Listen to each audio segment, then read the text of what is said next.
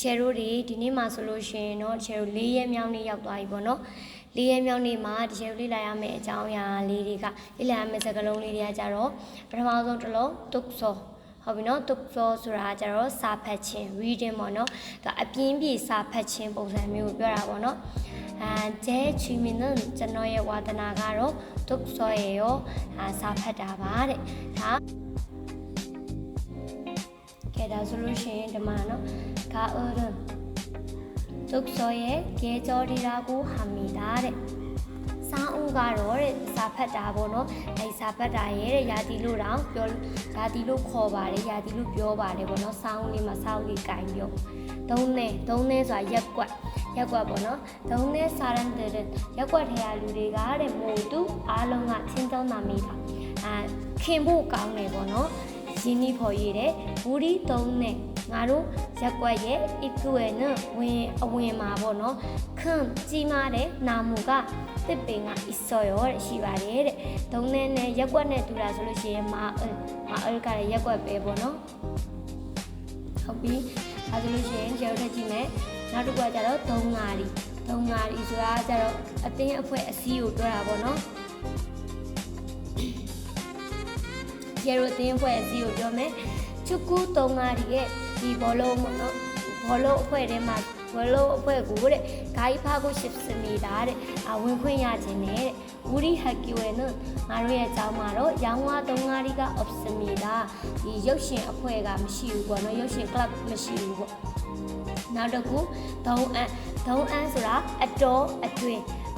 ပေါ့နော်အချိန်တိုင်းတာတစ်ခုပြောတာ이틀 동안 내야တွင်여행을 다녀왔어요.ခရီးကနေပြန်ရောက်ခဲ့တယ်. 방학 동안에 방학 빼야 동안에အတော်အတွင်းမှာ 다이어트를 다이어트ကို해서လုပ်တာကြောင့်ပေါ့နော် 다이어트 လုပ်တာကြောင့် 살이 뺄 거예요တဲ့ဒီ weight တွေကျသွားတာတဲ့နောက်တစ်ခု 드라마ဆိုတာ drama ပေါ့နော် Korea drama 한국 드라마는 코리아 드라마가 정말 되게고배 재미있어요. 세월다고 가운데 이 드라마에 나오는 드라마만 출라래 남자가 여자가 아주 멋있어요. 그냥 마이데고는 초래고 이렇게. 나로 디자인ဆိုတာ디자인 두네 둘의စကားလုံးဆိုရင် 모양နော်모양ပုံစံ design ပေါ့နော်ဟုတ်ပြီဒါဆိုရင်ကြည့်မယ်이 가방은ဒီအိတ်ကတော့ 디자인이 디자인가 참 예뻐요အရန်ကိုပဲလာတယ်ပေါ့နော်저에게ကျွန်တော် နဲ့ 어울리는 라이프의 디자인으로 디자인ကိုတဲ့ 골라주세요 ရွေးချယ်ပေးပါတဲ့ကျွန်တော် နဲ့ 라이프의 디자인 တွေရွေးပေးပါပေါ့နော်နောက်တစ်ခု땀ဆိုတာချွေးပေါ့နော်운동을 해서 아가자လုပ်တာကြောင့်땀이 추위가 많이 났어요. 아냐이ထွက်တယ် 날씨가 너무 더워서 야디구루가 아양 뿌라자 땀을 추위를 많이 흘렸어요. 짜네, 시짜네 뭐노? 추위를 많이 짜네. 나도 때ဆိုတာအချိန်ပေါ့နော်။ဘာလုပ်တဲ့အချိန်အဲ့လိုလေးပြောတာ။점심 때နေ့လယ်စာစားတဲ့ပေါ့နော်시간 있으면အချိန်ရှိလို့ရှိရင်တဲ့နေ့လယ်စာစားတဲ့အချိန်များရှိရင်တဲ့좀 보자တဲ့ခဏလောက်တွေ့ရအောင်တဲ့기분이 좋을 때ခံစားချက်ကကောင်းတဲ့အချိန်မှာတဲ့주로 뭐 해요တဲ့ဘာလုပ်လဲပေါ့နော်ခံစားချက်တွေကောင်းနေရင်ဘာလုပ်လဲသူရှင်းနာထောင်လာဘာလုပ်တာလဲနောက်တစ်ခုတက်ဆိုတာကြတော့ meaning ပေါ့နော် meaning အဓိပ္ပာယ်ပေါ့နော်ဒါကကြတော့သူ့ရဲ့စင်တူတဲ့စကားလုံးက 우이미ဆိုတာလေဒီ meaning ကိုပဲပြောတာပဲအဓိပ္ပာယ်ကိုပဲပြောတာ단어의 뜻을စကားလုံးရဲ့အဓိပ္ပာယ်ကို잘 모르겠어요ကောင်းကောင်းမသိတော့ပါဘူးတဲ့이 문장의 뜻을 이 사장의အဓိပ္ပာယ်ကို 이해할 수 없어요တဲ့နားမလည်နိုင်တော့ဘူးတဲ့နောက်တစ်ခု 마음ဆိုတာစိတ်ခံစားချက်စိတ်အခြေအနေပေါ့နော်စိတ်ပေါ့တနည်းအားဖြင့်ပြောမယ်ဆိုစိတ်နောက်တစ်ခု생각ဆိုတာဒီနဲ့တူတဲ့စကားလုံးသူကကြတော့အတွေးကိုပြောတာပေါ့နော်အတွေးဟုတ်ပြီနောက်တစ်ခု여자들의 마음은မိန်းကလေးတွေရဲ့စိတ်ကတော့တဲ့ 이해하기နားလည်ရဖို့ 힘들어요 ခက်တယ်내 친구는ကျွန်တော်ရဲ့တငယ်ချင်းကတော့마음이စိတ်ကတဲ့정말 되게고배 착한 사람နော်착한 사람이에요တော့ပေါ့နော်ဒီကောင်းတယ်ပေါ့နော် ဟုတ်ပြီနောက်တစ်ခုကြည့်မယ်ဆိုရင်မာဂျီမတ်ဆိုတာနောက်ဆုံးဆိုလို့ရှိရင်သူ့ရဲ့စံချိန်ပဲစကားလုံးကချောပထမဦးဆုံးရှိချက်အစ 오늘이 디네가 마지막 수업이에요. 마지막 나선도 수업이에요. 짠쟁이 표발에 아버지의 마지막 얼굴이 생각났습니다. 아버지의 앞에 마지막 나선 얼굴이 뭐냐면 나오래 생각납니다. 두임이 말해 뭐는 두 앞에 나선면 나오고 두임이래. 말 수라자 사가오 그라봐 사가봐. သူနဲ့တူတဲ့စကားလုံးက ono စကားသူနဲ့မတူတာက girl ဆိုတာစာပေကိုပြောတာဘာသာစကားနဲ့စာပေနဲ့ကမတူဘူးဆိုတော့သိပြီးသားပေါ့နော်အကုန်လုံးနောက်တစ်ခု우리 선생님은ငါတို့ရဲ့ဆရာကတော့မာဒီစကားကတဲ့ 너무 အရန်ကိုပဲပတ်လိုက်ညံနေတဲ့그 나라에 가면 에리နိုင်ငံကိုသွားရင်그 나라의 말은 에리နိုင်ငံရဲ့စကားကို배워야 해요လေ့လာထားမယ်တဲ့လေ့လာထားမှရမဟုတ်လို့ရှိရင်ကိုလိုချင်တဲ့အရာမရောက်ဘူးပေါ့နော်နားမလဲတာတွေဖြစ်ပြီးတော့နောက်တစ်ခုမတ်ဆိုတာကြအရတာပေါ့နော်အရတာအစားအစာမှာပြောတဲ့အခါမှာသုံးတယ်မရှိအစ်တာအရတာရှိတယ်မရှိအော့တာအရတာမရှိဘူး나는ငါကတော့매운 맛을ဆက်တဲ့အရာတာကိုကြိုးဝဟဲ့ကြိုက်ပါတယ်တဲ့이 요리는 디ဟင်းကတော့တဲ့맛이 정말 좋아요 맛이အရာတာက 정말 တကယ်ကိုပဲ 좋아요တဲ့ကောင်းပါတယ်တဲ့နောက်တစ်ခုဆိုရင်매일ကနေ့တိုင်းနဲ့တူတဲ့စကားလုံးဆိုနားမှာတာနေ့တိုင်းပေါ့နော်나는ငါကတော့ 매일နေ့တိုင်း한국어를 코리아사고 배워요. 리라바레. 수업이 끝나면 어떤제가 비도하인 매일 내일은 도서관에 가 사지라고 도와바레. 나르고 매주 수라 아빠 번호 아빠 단. 요즘 매주 동산에 가요. 요즘 매주 디 아빠 말에 등산을 따다다고 가요. 맞아야 아우네 매주 친구들과 디 아빠 다이 뭐노 친구들과 땡해진이네 축구 모임이 있어요. 디 볼롱간에 뭐노အဖွဲ့ပေါ့သူတို့မိုးရင်းဆိုတာကစုဝေးပွဲပေါ့နော်အဲ့ဒီဘောလုံးကန်နဲ့စုဝေးပွဲရှိတယ်ပေါ့ဘောလုံးကန်နဲ့ပေါ့ကွယ်ပြောမယ်ဆိုရင်တော့မန်နူဆိုတာကမီနူပါအစားအသောက်တွေကိုရေးထားတဲ့ဈေးနှုန်းတွေရေးထားတဲ့စာပေါ့နော်여기 메뉴 좀 주세요. 여기 디마보노 메뉴 좀 주세요. 메뉴 찰라우 비바. 여기는 디네야.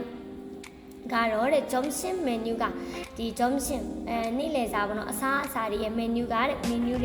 다양해요. 메뉴가 꿰벼 차나래 위치에지야리 냐래လို့ပြောတာ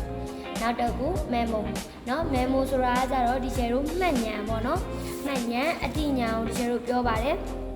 ဟုတ်ပြီမှတ်စုလို့လည်းဒီကျဲတို့ပြောပါတယ်မှတ်စုမှတ်တယ်ဆိုလို့ရှိရင် memo는 하다မှတ်စုမှတ်တယ်ပေါ့နော်죄송하지만 안 하베메 메모 좀 부탁드릴게요ဒီပေါ့နော်မှတ်စုလေးတဲ့ကျုံခဏပေါ့နော်နည်းနည်းလောက် 부탁드릴게요တဲ့အကူညီတောင်းပြပြောချင်တာသူစီကမှတ်စုငှားချင်တာပေါ့နော်နောက်တစ်ခု message ကကြတော့ message ကိုပြောတာပါ message တိုက်ပေးရတဲ့ message ပေါ့နော် 생일 축하 메시지를 받았어요. 생일 모이니 축하 공유의 메시지를 메시고 받았어요. 라칸게야 바래. 친구들에게 땡해진이 시간에 먼저 메시지를 사메시고 보내주세요. 비보비바래. 땡해진이 지금 사메시 비보가이나. 나도 며칠 소라 자로 두가 베니로 뼈. 베니로 뼈라이다. 비로နော်ဘယ်နေ့လဲဘယ်နှစ်ရက်နေ့လဲအဲ့လိုမျိုးမိတဲ့အခါမှာတုံးတယ်ဒါမှ 오늘이 ဒီနေ့ကတော့ 며칠이에요 ဘယ်နှစ်ရက်နေ့ဖြစ်ပါတယ်လဲဒိတ်ကိုမိတာပေါ့နော်동생이အငယ်လေးကပေါ့နော် 며칠 동안ဘယ်အချိန်အတွင်းမှာတဲ့ 여행을 가요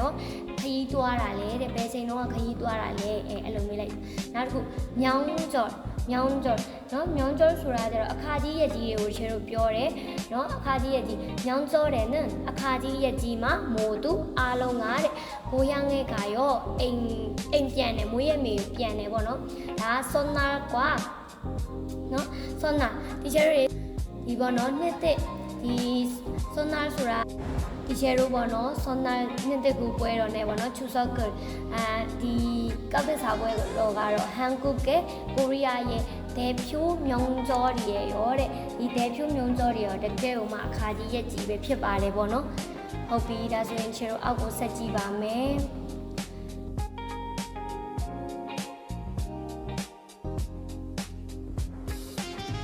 nó mo양ဆိုတာကျတော့ပုံစံပေါ့နော်ပုံစံအပေါ်မှာလည်းပါပြီးသားတူနဲ့တူတာဆိုရင် design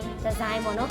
이 가방 모양이 이 A의 디자인과ပုံစံက 정말 되게고배 예뻐요. 라에 가게에는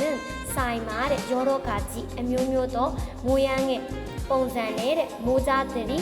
옷토리가 있어요. 시가래. 나리고 모임ဆိုတာကျတော့ 수웨ပွဲကို ပြောတာပေါ့နော် 수웨ပွဲ တွေ့ဆုံပွဲ 주말에 빼야마 모임이 있어요. 수웨ပွဲရှိတယ် တွေ့ဆုံပွဲ ရှိတယ်တဲ့ 오늘 모임에 ဒီနေ့ရဲ့ဒီမိတ်ဆုံစာပွဲပေါ့နော်ဒီနေ့ရဲ့ဒီမိတ်ဆုံစာပွဲမှာစုဝေးပွဲမှာ 참석하지 တက်ရောက်နော် 참석하지 못할 것 같아요 တဲ့မတက်ရောက်နိုင်တော့ဘူးထင်တယ်ပေါ့နော်သူအကြောင်းကိစ္စတစ်မျိုးမျိုးကြောင့်မို့နဲ့နင်းလာတာပေါ့နော်နောက်တစ်ခု 목소리가 ကြတော့အတန်ကိုပြောတာ 그 남자의 목소리가 အဲ့ဒီကောင်လေးရဲ့အဲ့ဒီယောက်ျားရဲ့အတန်က 정말 좋네요 တကယ်ကိုကောင်းတယ်နော်တဲ့ 엄마 목소리가 아미의 아단가 하래 듣고 싶어서 나라운질로 아미의 아단고 나라운질로 전화를 했어요. 홍콩에 나르고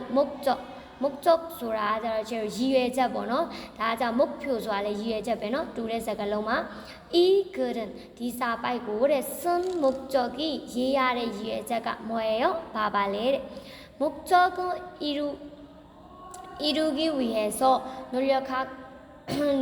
것입니다. 목적이 이루기 위해서 이번에 꼬의 이해자 아미보다 노력할 것입니다. 다 노력하다 조사야 매워노 조사라베 피바래 소비로 디제로 디네가로 달라바베 그걸로 심비 리멜로 열리 말에 비로 디제 아우가 exercise လေးတွေကိုကြတော့ 디제 ရဲ့ page မှာတင်ပေးပါမယ်ရှင်အားလုံးကျေးဇူးတင်ပါတယ်